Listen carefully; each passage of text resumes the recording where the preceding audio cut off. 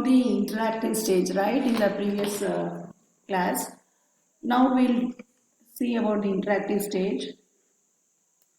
Like drama, suppose there is a drama, right? Just before the drama, the rehearsal is done. That is a pre-active stage. Rehearsal and what is the background, everything is decided, no, for the drama. Then means whatever is done before actually on the stage performance, that is known as the pre-active stage in drama, right?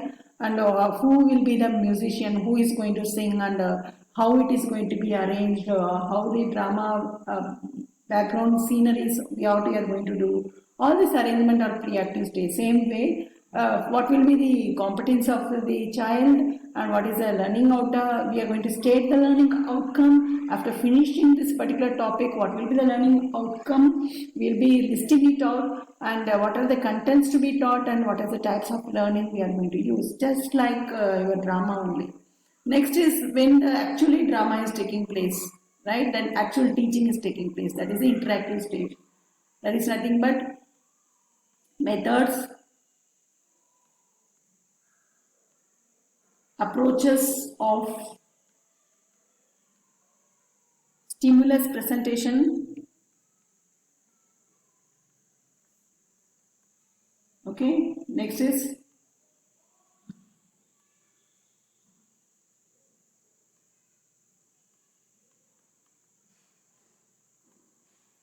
eliciting, decide learners response. So you should not tell teacher alone should do bug in the classroom. Okay, students, you should allow the students to talk, right? And you should give the opportunity for the students to talk, then giving suitable feedback. All this when the drama is going on, right? Okay, drama is going on. That is the interactive stage. Next comes the evaluation. Okay, drama is over, then we talk to the audience whether you liked it, what is their opinion, right? Now this is the evaluation stage.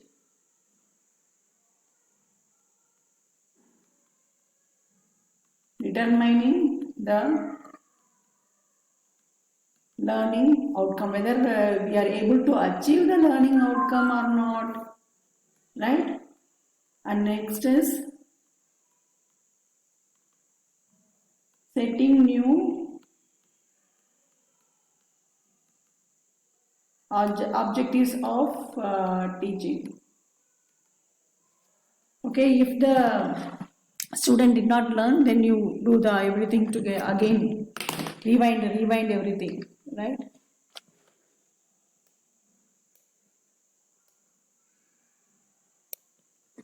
Okay, next is quickly we'll see what is a pre-active stage, right? That is structure of the subject, analysis of curriculum, analysis of syllabus, comparison of syllabus and textbook, units in the textbook, content analysis. These are the things that should be done before the subject is taught.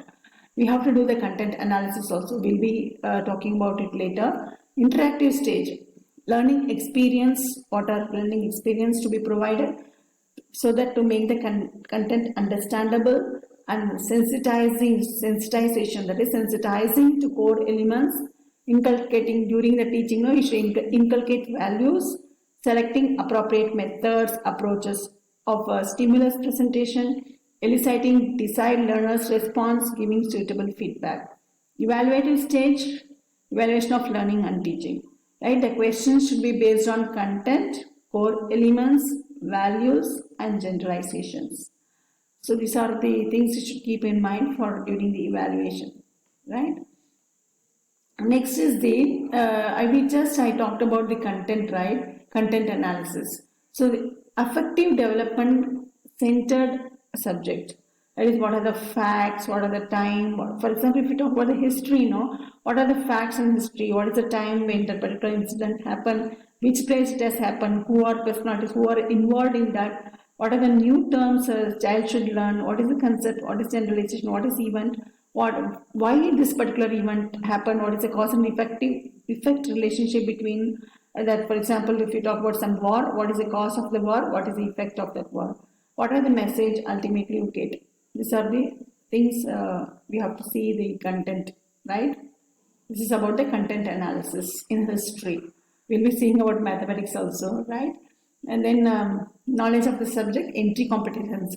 Entry competence means what is the entry level of the child. It is known as the entry competence.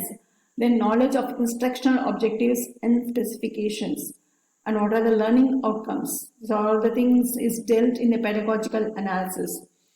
So now I told you, no, we'll be discussing about the content analysis, right? I'm just talking about the content analysis. We'll see about the content analysis.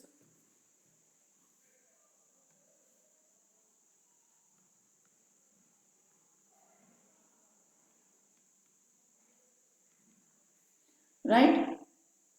So what is the content I'm going to take? I'm going to do the maths lesson, right? Okay, maths. I'm going to talk about equations, right?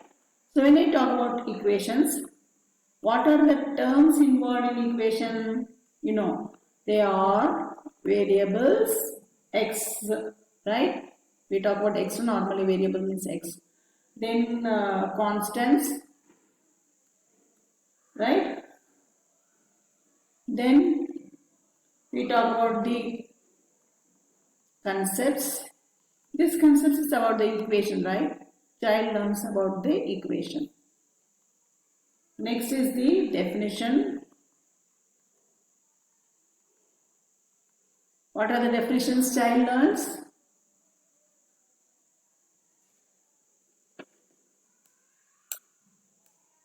Okay, what are the definition child learns? Child learns about the definition of what is variables and what is constants. Suppose I am talking that x plus 3 equal to 7 plus 4x. Okay, and the child will learn what is this variable. These are variable. For example, cost of 1 pen is 10 rupees. What is the cost of 200 pens? Here cost of pen is taken as x. If in the place of pen something else may be there, cost of rubber or cost of pencil or something like that. So it can vary according to the equation. They are said to be variables. And if 3 rupees is added, something like that, so then child learns about what is the constant here. It's not a variable, right? It's a constant, right? So child learns about the variable, child learns about the constant, right? So many things the child learns in this particular stage. And then is nothing but the facts. Because I circled both variable and constant with the same color, right? Next is the facts. Right? What is the fact child is learning? Equation has two sides. Very important, right? Equation is having two sides. What do you call that? Where? What are the two sides? One is LHS is equal to RHS. What is LHS in this equation?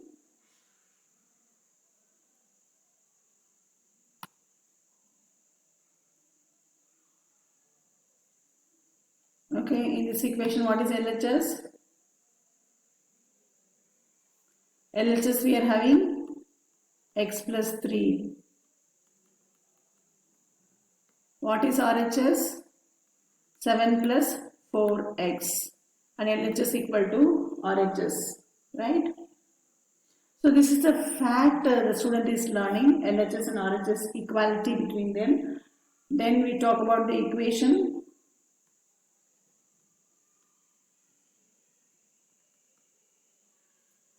What are the equations the child knows now? With one variable,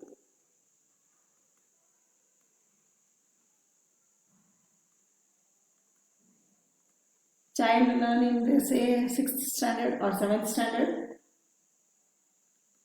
Then when the class proceeds, no, the child learns about more than one variable, right? They are known as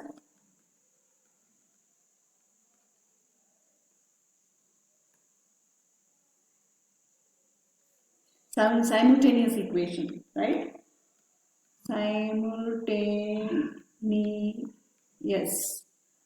Simultaneous equations means equations with two variables, that is more than one variable. If it is one variable, it is known as linear. If it is two variable, it is known as quadratic. Okay, so these are the content analysis of the particular class we are doing, right? The child learns the 6th to 7th, 8th standard. Okay, and equality, what are the properties? Equation solving of an equation by assessing different values using properties of the equation. If there is any problem, a given word problem is given, the child is able to solve the word problem, framing first the equations and then solving the equation. Framing equation from simple sentence, that is a small, that is the word problem is given, child is able to convert the word problem into mathematical equation and then solve the equation, and then answer is related to the question. What is the question asked? Accordingly the answer is given, right? It's not getting the x equal to 25. What is x? The value of 1 pen is 25 rupees. Something interpret of whatever the result the child gets, right? That is what I am talking about. Then variable of one side, that is solving. Variable on both sides, converting to means in solvable form.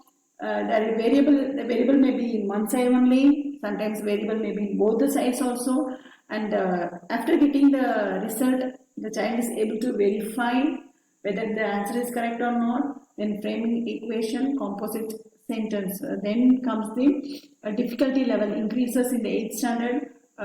X is also there, Y is also there. So some composite sentence is given like this, right? This is content analysis. You can do it. That is the work I am going to give to you, right? Bye, students.